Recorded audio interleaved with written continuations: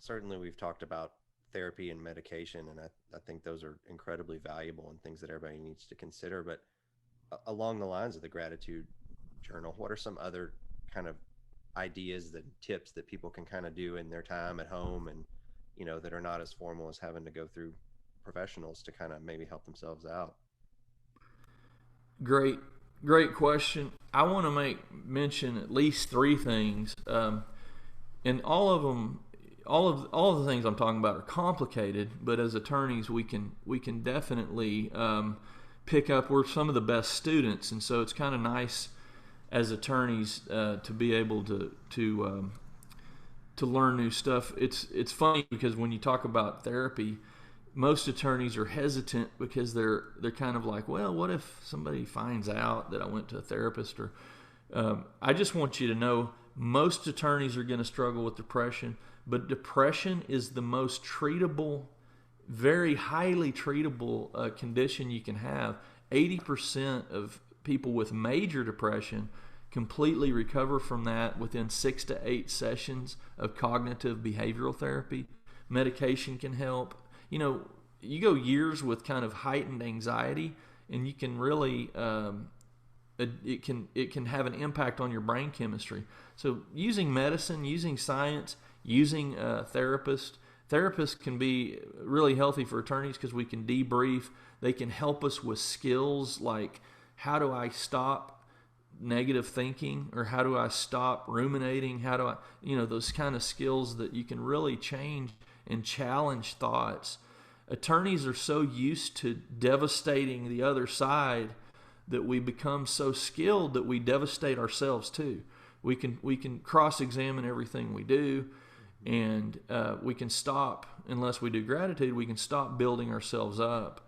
And so, but let me tell you a couple of tips. One, I think I mentioned earlier, is what therapists do. Find someone on a weekly basis that you can connect to and debrief with, so that you can talk about what you're struggling with.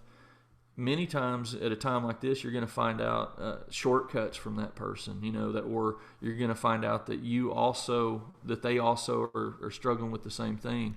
But one of the things that I think is really important right now is learning the skill of turning off your fight or flight nervous system.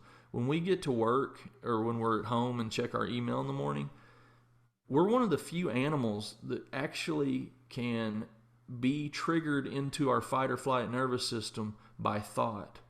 You can be laying in bed at night and imagine what is going to happen to you the next day in court, and your heart can race. Your body actually physically responds to your thinking.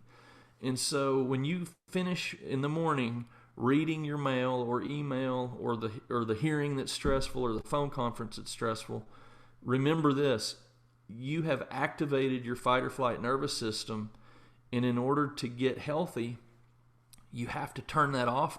It's like a light switch. It stays on. You stay in that until you do something physical to relax. And so there's a lot of things you can do physically to relax.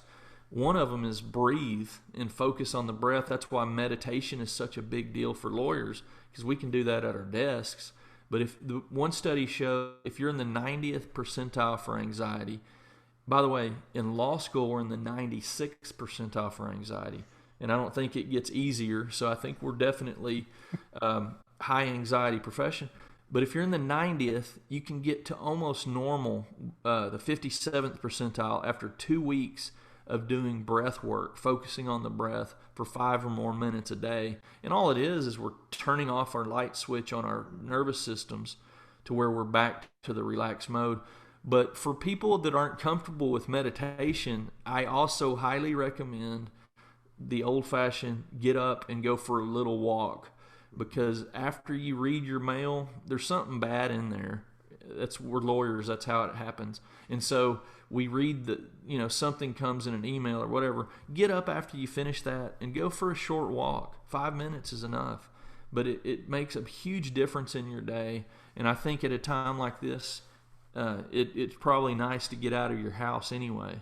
But to go do something like that. But there's many other things you can do to activate your relaxed parasympathetic nervous system. Many people used to do them. That's why we're struggling. Going to the gym is one. Yoga, playing music is another. Gardening, golfing, cooking. These are all things that help us to get out of that rumination, and I think that's a great thing.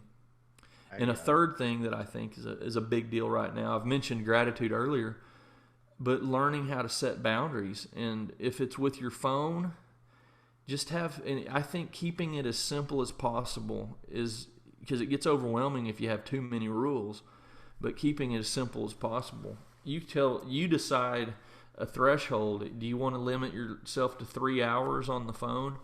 Go to screen time, and you can actually do that. You can put a time limit on how much you want each app to be allowed, and you can always punch in the code and get more. But you know what? It's kind of a shaming thing to just set it up that way, so that I'm going to give myself 5 more minutes. But it helps, and so that's one thing with boundaries. But I want to mention the proactive use of boundaries.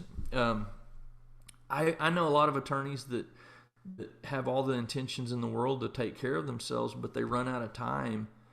You can use your device, your calendar.